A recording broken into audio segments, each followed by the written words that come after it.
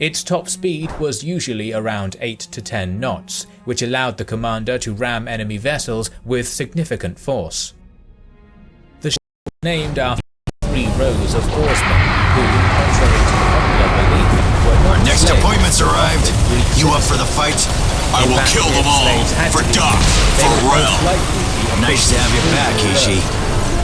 Oarsmen were not tied to their seats and were armed to be able to board their ship or defend their own. Oarsmen in the top row were known as the Granitai, while oarsmen in the second tier were the Zygitai, and finally the ones at the bottom of the ship were called Dalamatai. Xenophon mentions that Granitai were respected by the rest of the crew because they were exposed to weather conditions and, most importantly, to enemy fire. Naval warfare at the time looked much like the land battle on the sea, since a trireme would usually try to ram an enemy ship with its bronze ram, the Emphalon. More visitors! Let's give them a warm welcome. And was attached to the ship's keel, often taking the form of an animal. Ramming was followed by infantry boarding and clashes. An average trireme had a 200-man crew, 7 officers, 170 oarsmen, 14 marines, all 20 batai, 10 oblites, Clear those ugly bitches out! As well as 9 sailors who were responsible for the ship's sails and general maintenance. It has to be mentioned that your friends were open all night. The strategies of the commander and the level of Vultures overhead! On it! City-state navy. For example, during the Battle of Landa in 494 BC, the triremes from Chios each carried 40 hoplites, as they relied on the skills of their soldiers rather than the naval maneuvers of their captains. Meanwhile, the Athenian navy, which was much more professional, preferred ramming as the primary technique. Clear those ugly bitches out! And thus kept the number of marines much lower to be able to your friends, we're open all night! Athenian triremes consistently had approximately 40 to 50 marines, since maneuverability and speed, which was valuable skills for the democratic city-state, would otherwise be jeopardized. For the Athenian navy, the hoplites were drawn from the Zubite social class, while the archers, sailors and oarsmen were recruited from the lowest class of thetes. The hoplites mainly acted as a secondary weapon for the ship after ramming, and were equipped perhaps with the standard hoplite arms, along with grapple for boarding enemy Clear those ugly bitches although out! it is also likely that they were given smaller shields and phalanxes instead of bronze armor. Your friends, we're open all night! It seems, however, that the primary task of these forces was defensive, as they were tasked with the protection of the horsemen, arguably the most critical part of the group. The captain was called Theararchos, almost always an Athenian noble from the Pentacostal Edinor class, the highest social class of ancient Athens. They were responsible for the ship's maintenance and operation, as well as conscription and recruitment. Hell yeah! Also, the commander of the vessel was known as Kybernetes, and was usually an experienced seafarer. The crew members in the Athenian navy were paid 1 drachma for their services on a daily basis, while also receiving food rations. In general, the funding of the crew followed the democratic traditions of the city-state. Everyone should be paid the same amount. However, higher-ranked marines and officers probably received some bonuses. Athenian naval power owed much to Themistocles. He was the one who forced the state to build a fleet Gengar coming up!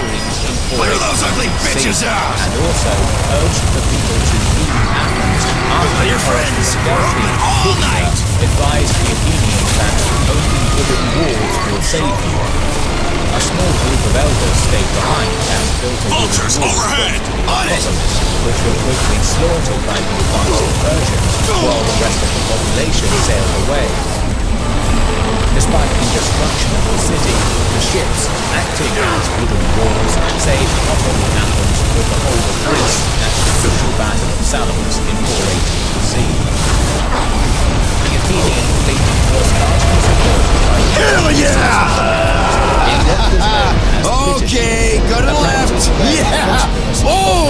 financial and physical aid for cultural, military, social and economic purposes. Finally, variations of the typical layout will be slightly purged during the Peloponnesian War, mainly clear those ugly bitches out! Tell your friends, we're open all night! or even horses, while artillery such as ballistas and catapults became more widespread during the period. Naval tactics developed to be more complex, Vultures with overhead! striking the On enemy it! fleet becoming a well-established strategy, or penetrating with war at a particular point so that the enemy line would break. Naval warfare during the Peloponnesian War can be seen as a reflection of the two leading city-states' traditions. Sparta would rely more on the infantry's capabilities and would prefer to push the battle. Hell yeah!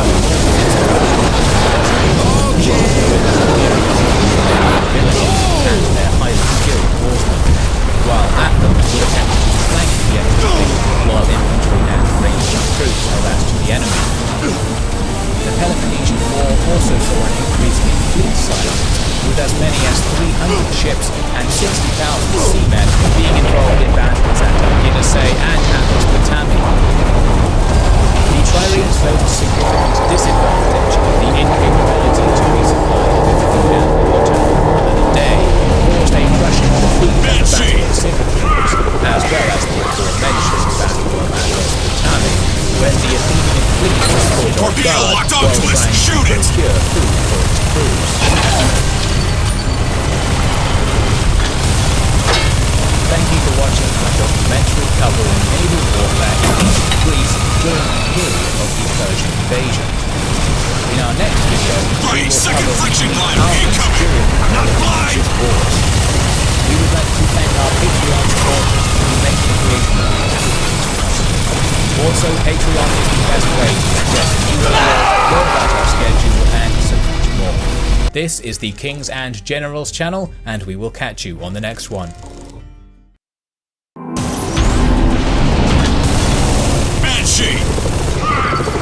The Gauls were one of Rome's oldest and most bitter enemies. Torpedo They had locked sacked onto us! Rome Shoot and it! throughout the centuries fought alongside the Republic's most dangerous adversaries, including Clovis and Hannibal.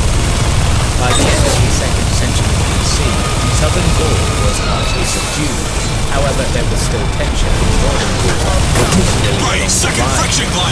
These tensions would ultimately climax in the Gallic Wars, a conflict that would shape the future of Western Europe for centuries to come, giving rise to the Holy Roman Empire and modern-day France. A conflict that would forever etch the name Gaius Julius Caesar in the annals of history.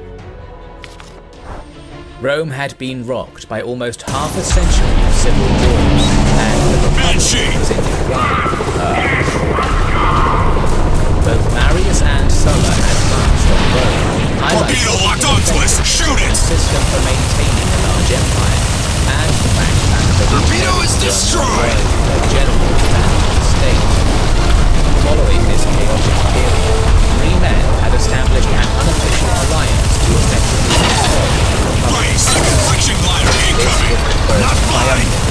Consisting of the famous generals of history, the richest Another one man in down! Rome, Crassus, and Julius Caesar.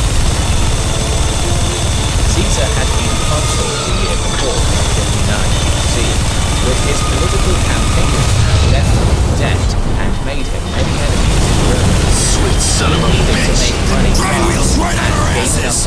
Shoot those tanks! Knock it off course! And the cities at bay. When the time came for Caesar to govern as proconsul, he was able to use his political allies to secure Cisalpine Gaul, Illyricum, and Transalpine for an unprecedented 5 years. This put Caesar in control of 4 veteran legions, the 7th, 8th, and 10th. Torpedo locked onto us! Shoot it! Hispania and were loyal to him.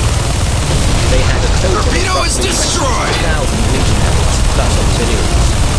Caesar now had the men he needed. All he needed was an excuse for war. Right, second friction glider incoming! Fortunately for Caesar, his Celtic scribe, the Helvetii, was planning a migration to Another one in down! 58 BC. Their leader, Rectorix, had formed a confederation with a number of neighboring tribes, Isalingi, Lazabrigi, Rauraki, and Boli, and now they numbered 368,000 men. Sweet son of a bitch! Didn't grind wheels right on our asses! Shoot those tanks! Knock it off course! In order to leave no option for failure. Oh yeah! However, soon he was accused of being a tyrant and forced to commit suicide. Command passed to Divico. Divico was determined to save the land and began amassing supplies to start pouring into Gaul. To do this, they would either have to pass through the land of the Roman ally Julian and obviously themselves or take the longer route through the mountain passes to the north. The Romans had built up a healthy fear of migrating tribes following the Kindred War in what Wait a minute! If that! Reinforcements! Hearing of this was only too willing to come to the rescue of their Julian. He took the only available legion and forced that provided access into Transalpine Gaul. The Helvetii appealed to Caesar, asking for military access through Roman lands and promising they would not attack.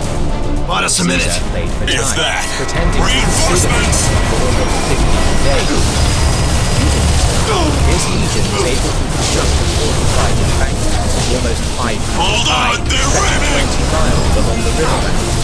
With the legion manning the embankment and now the Continue fire to bring him Caesar down! denied Helvetii access and refused to allow him to cross. Hostiles are down, but their train is still pushing us! Grind wheels back! You got any ideas? Which were prevented from doing so by the legionaries throwing javelins and shooting arrows down. The brakes! Oh, God, hit the fucking brakes! They're out! The brakes are out! You hear me? Wish like hell I didn't! Leaving his lost lieutenant Labienus in command, Caesar returned to Italy to levy a further 2 legions and to pull the other 3 veteran legions, bringing his total to approximately 33,000 legionaries thus alive. Despite Labienus being in a strong position to easily block the mountain pass, the Helvetii managed to push into Gallic territories and began ravaging the land. This thing is holding on by an ass Gauls hair. pleaded with Caesar to intervene and chase the Helvetii out, and Caesar, yet again, was only too willing to help, marching his legions Looks into sturdy the Gallic enough. territories. We're about to find The out. decision of Labienus to not hold the Helvetii in the mountains was likely an order received from Caesar. The Celts were now in open terrain, which better suited the Roman We legions, had no business and their surviving closing that. of Gaul gave Some Caesar good an and kind excuse to deity intervene. somewhere wants to see us pull out of this. Word reached Caesar that the Helvetii were currently attempting a crossing at the Ara River.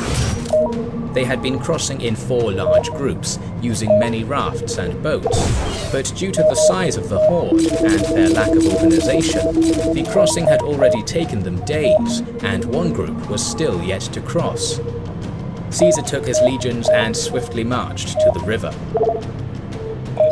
Quickly forming his legions into battle formation, Caesar fell upon the Celts waiting to cross. Caught unaware, unprepared, and encumbered by their baggage, the Helvetii did not even have enough time to form a proper battle line. The fighting was over quickly, with the whole stranded group being killed or fleeing into the nearby woods, whilst the other 3 groups could do nothing but watch helplessly from the other side of the river. The main Helvetii force began to move on, and, not wanting to lose the initiative, Caesar quickly built a bridge across the river and moved all of his 6 legions across. The crossing that had taken the Celts 20 days had taken the Romans just 1. A moment of luck. Sea of misfortune. Caesar began tailing the Helvetii, waiting for the right time to strike. Whoa! Ugly There were a alert! few minor cavalry skirmishes which left them decisive. Caesar did once manage to find a battlefield that was advantageous, and even had Labienus in position behind the enemy. However, due to poor communication from the scouts, Caesar was forced to withdraw from the battlefield. This caused a delay in Caesar's plan, and he was beginning to run low on rations. He decided to head for the nearby town of Gibraltar to resupply his army before continuing to be pursued. As he began to march on, however, Vivica gave chase, harassing the rear of the Roman army. Caesar sent his cavalry and light infantry to fight a delaying action in order to buy time to destroy his main force on a nearby hill. The four veteran legions formed three lines at the front, with the two newly levied legions, along with the auxiliaries, positioned further up the hill. These men were not tested in battle, and so were not expected to do any of the fighting. Instead, they were to guard the baggage and were spread thin across the hill to seemingly increase the size of Caesar's army. Vultures! The Grab some Helvetii, cover! numbering Tenacious as the bitches, I'll give them that! warriors, had successfully fought off the Roman cavalry and light infantry, forcing them to retreat. Now they had formed their infantry into a tightly packed shield wall and advanced. This Custer is damaged! He's going down! The front two lines We're lucky we can patch that bird up and get ourselves right out of here. Feeling lucky now? Yes, the fates have delivered me a spectacular bounty of great fortune. With the shield wall in disarray, the Roman front lines charged into melee. The fighting was intense and tough, but the Romans' discipline and experience gave them the edge. Into the road. Slowly they began The cliff may be accessible through this the cave. Helvetii being forced Like back the to a optimism. nearby mountain. However, as the Romans pressed up the the size of that. mountain, a portion of the If you're done Helvetii soaking in allies the ambiance, composed of I've located an exit on the far side of the cavern. Warriors entered the battle. These men had been acting as a rearguard protecting the camp, and now they fell on the Roman flank, threatening to encircle them. So, The Helvetii, how you doing with bolstered by keeping the that arrival of logic their code from allies, taking began over? pushing back with renewed I'm vigor. engaged in an endless With the struggle to two front maintain lines of dominance of my already own mind, engaged in thank you. Helvetii on the Well, mountain, try Caesar and make committed his jokes, final maybe. line of Use veterans sarcasm. who had been active AI can't read it.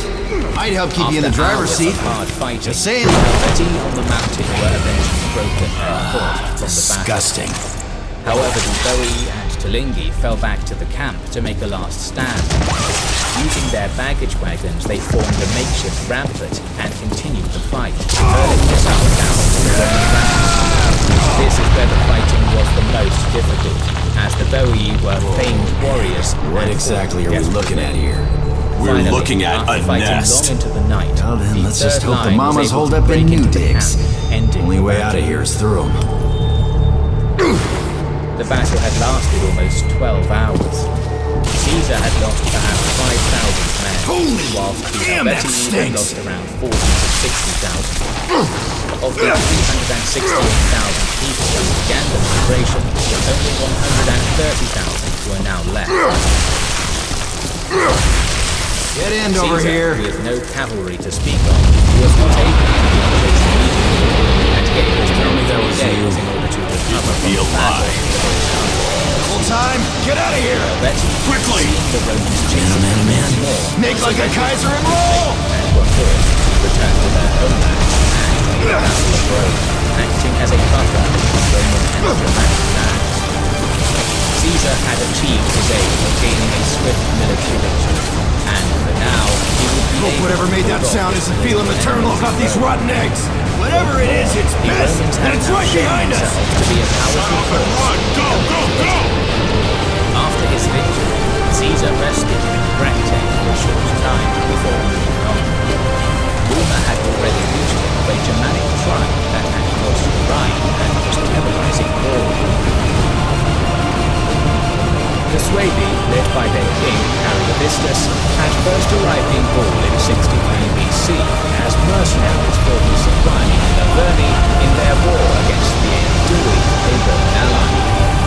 The 15,000 warriors that Ariovistus initially brought proved decisive, helping to secure a crucial victory over the Aedui at the Battle of Acta Riga, which forced the Aedui to become a tributary to the Sequani. In response to this, the Aedui sent an envoy, on, fix this Divicius, thing. to ask Rome for help. which the Republic was still recovering simple from the repair. political Rag shock when we're airborne, and the okay? conspiracy, and was distracted by an Alabama revolt. He got Transalpine War was urged to help Rome's Gallic allies when possible, and in 59 BC, the Senate named Ariovistus a friend of the people of Rome to pacify him and keep him in check. We're looking at a nest. Well, then let's just put some mamas hold up the new consolidate his position. After helping the Sequani, he demanded a third of their lands as payment. The Sequani gave in, and Ariovistus began moving more of his people across the Rhine to settle in his new land. Dead end over here. By 58 BC, as many as 120,000 Suebi had now crossed the Rhine and made their own call. Time. Get out of here. Ariovistus was Quickly. demanding more Sequani territory in order Make to like a settle Kaiser an and extra roll. 24,000 Germans, and had been taken hostages in order to keep the Sequani and the Guild obedient. Something had to be done. Hope whatever made that sound isn't feeling maternal about these Following rough his days. victory over Whatever it is, it's pissed. Caesar And it's had right taken behind some us. time to rest and Shut up and reflect. run! Go, go, go! Whilst encamped there, he was visited by a council of Gallic leaders and diplomats, led by Victorus. They complimented Caesar on his victory and implored him to intervene in the situation, pointing out that if the Germans continued their conquests, soon the Suebi would be directly bordering Roman territory. Caesar again was happy to oblige. As Ariovistus was a friend of Rome, however, Caesar could not immediately go to war. Instead, Caesar first invited Ariovistus to meet Run! him, Fix which this was thing! declined. Then he sent a diplomat to Simple Ariovistus, repair. asking When him we're to airborne, return okay? the Gallic hostages he had taken and to stop any hostilities.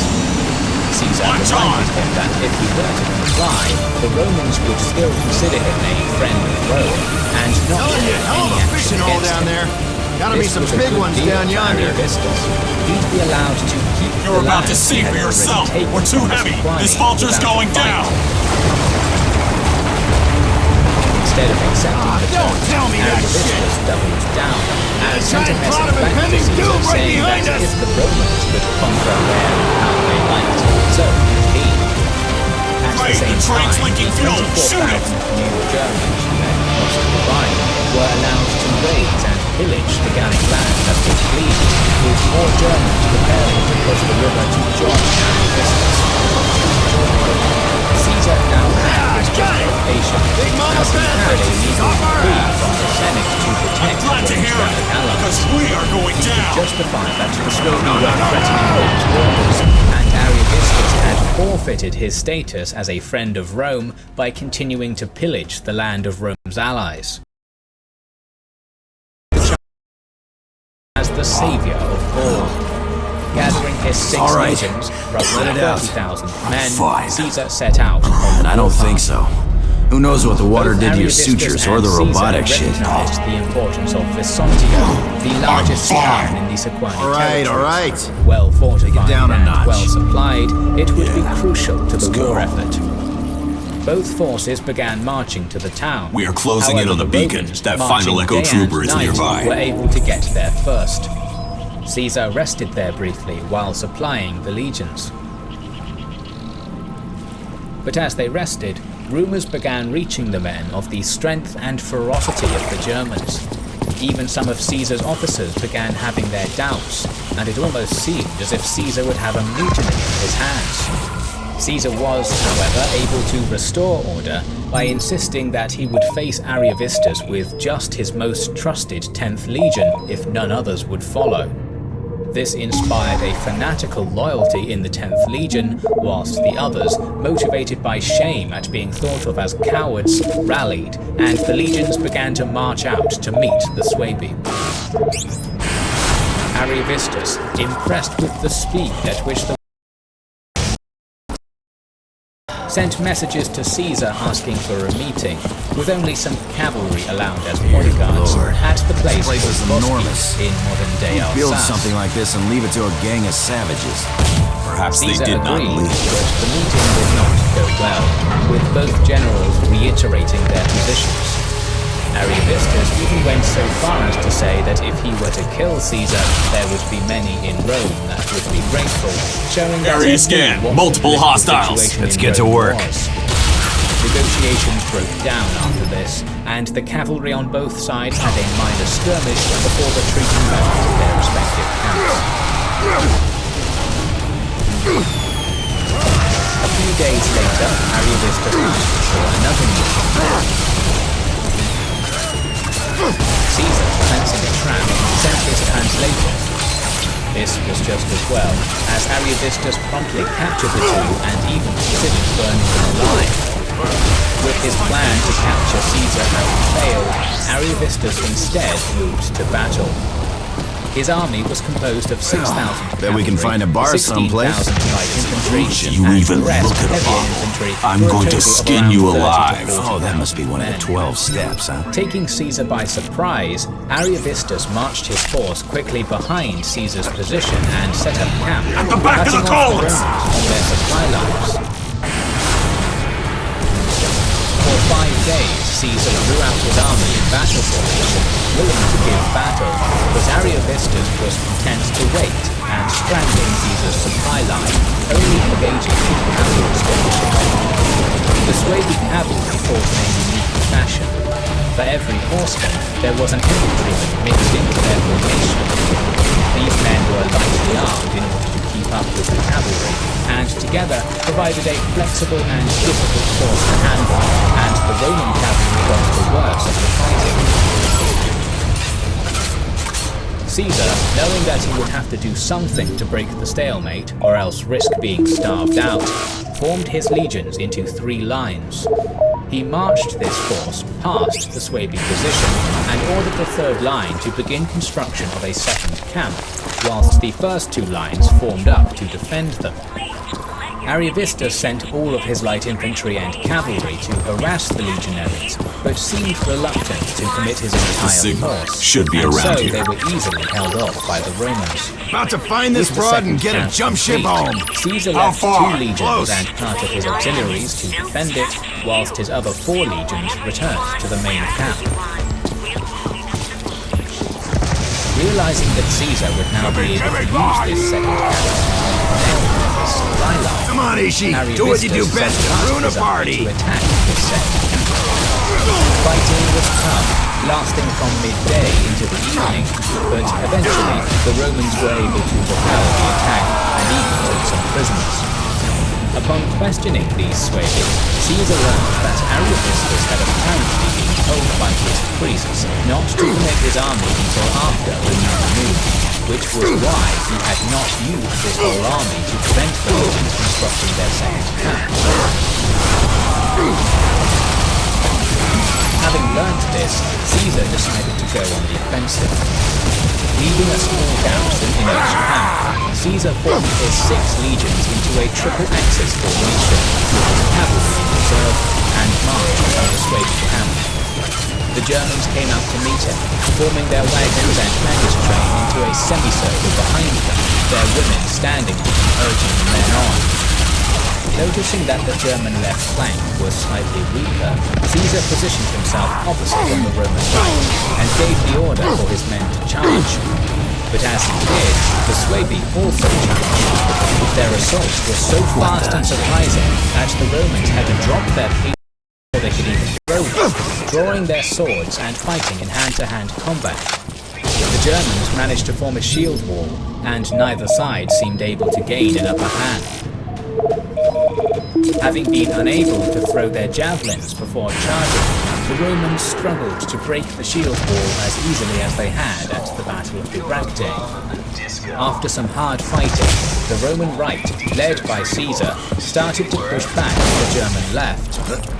However, the Suebi on the right outnumbered their Roman opponents and were starting to get the upper hand. The Roman cavalry, led by the son of Triumvir Mars, Publius Crassus, Disgust me. had not yet engaged in the battle, and from his position he could see the Roman left starting to crumble. What the With fuck? an initiative, Crassus led the third line, which had been left in reserve, to support the flank, arriving Starting just to in get time why you boys before are so the angry. disaster. With their left flank broken and their right pressure, the Swabian army broke into line. It is not known Freaky burn! With bullets! but the Germans attempting to retreat through their wagons were said to have been packed so tightly that the dead were not even fall. The entire Swabi force, including Ariovistus, fled back across the Rhine, pursued by the Roman cavalry. Caesar had won 2 important campaigns in 1 season. You disgust So now me. he left Labienus to winter with the legions in Sequari territory, whilst he attended to his governing duties in Cisalpine Gaul.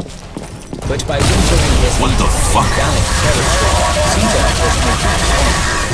This was beginning to look less like intervention. Starting to get why you boys are so angry. With the Germanic threat dealt with, Caesar would be able to turn his attention to Gaul proper. Fill him with bullets! The Belgae were a loose collection of various tribes, and had fought constant wars with the Germanic tribes across the Rhine, which had fostered a strong and experienced warrior culture. Disgust me. They knew of how successful Caesar had been in Gaul already, and were justifiably suspicious of his intentions. To counter the rising Roman threat, the Belgae formed a confederation. Starting to get why you boys are so angry. Classical music explains World War III. Labienus sent word Continue of burn! Freaky burn! Gaul, who immediately took action. Caesar raised a further 2 legions and moved straight to the Belgae border. It is worth noting that Caesar now had 8 legions under his command, approximately 44,000 men including auxiliaries, double the amount that had initially been allocated by the Senate. Furthermore, while the Belgae raising an army could certainly be seen as a potential threat, Caesar made no effort to get as a Ladies' night is brutal here! The Republic had less and less control over Caesar, and many in Rome were beginning to talk about his conquest not being as interested in Caesar's. Nevertheless, Caesar marched his legions quickly into the territory of the nearest Belgian tribe, the Remi, who were completely taken aback by the speed at which the Romans had been able to mobilize and surrender instantly, swearing to Caesar that they had never been a part of the Confederation. The Remi even provided Caesar with all the information they had on the alliance, including which tribes were involved, how many men each tribe were contributing, and that they were currently marching towards the Reinforcements! Must be bringing another keg to the throwdown. With this information, Caesar convinced his Gallic allies, the Duel, led now by Divitiacus, to invade the lands of the Bellovaci, a powerful Belgae tribe, to open a second front, while he marched towards the Belgian alliance's main army. Caesar crossed the bridge over the Exona River and encamped in a strong position on a hill on the other side. The river provided protection from the rear, and marshy land at his front made a frontal assault difficult. Furthermore, Caesar had learned his lesson from fighting Ariovistus, and left 6 cohorts in a well-fortified position on the other side of the bridge, securing his supply line. With no chance of being snuffed out from his position, Caesar waited for the Belgae to make their move. Meanwhile, the Belgae had marched to the Remi town of Bibrax, just 8 miles from where Caesar was encamped, and besieged it. Caesar gives the total number of the Confederation as 300,000. However, it is unclear how much this number is exaggerated, and how many of these men were currently in the army. A more realistic estimation would be somewhere around 80,000 men, still a force to be reckoned with, almost double that of Caesar's. In the face of such a large force, the Remi sent messages to Caesar, saying that they would be unable to hold the town without his help. Caesar, however, was reluctant to give up his defensive position, as he thought that the attack on Bibrax was a trap designed to force him to do that. Instead, he kept his legions in camp, but sent a substantial contingent of auxiliaries, composed mainly of Cretan archers and Canadian slingers, to sneak into Bibrax to counter the Romans. With Bibrax thus reinforced, and Caesar not taking the bait, Galba instead marched his army to meet the Romans, encamping just 2 miles from the Roman camp. Caesar was reluctant to engage Galba straight away, and instead focused on cavalry skirmishes to test the strength of the Belgae. While this was going on, he further reinforced his position, digging long trenches and constructing defensive towers on the flanks of his position. Realizing that attacking such a strong position would be suicidal, Galba instead sent roughly 15,000 to 20,000 men to ford the river and attack these 6 cohorts on the other side, hoping either to draw Caesar from the hill or to cut off his supply line and starve him out. Seeing this, Caesar gathered all his light infantry and cavalry and marched quickly to oppose the crossing, leaving his legions in their defensive position. The Roman cavalry arrived just in time and fell upon the few Belgae who had made it to the other bank, killing many and forcing them back into the river. At the same time, the Roman missile troops peppered the Belgae still in the water with stones, javelins and arrows. They doggedly tried to continue their crossing despite taking heavy casualties, but Galba had no choice but to pull his men back.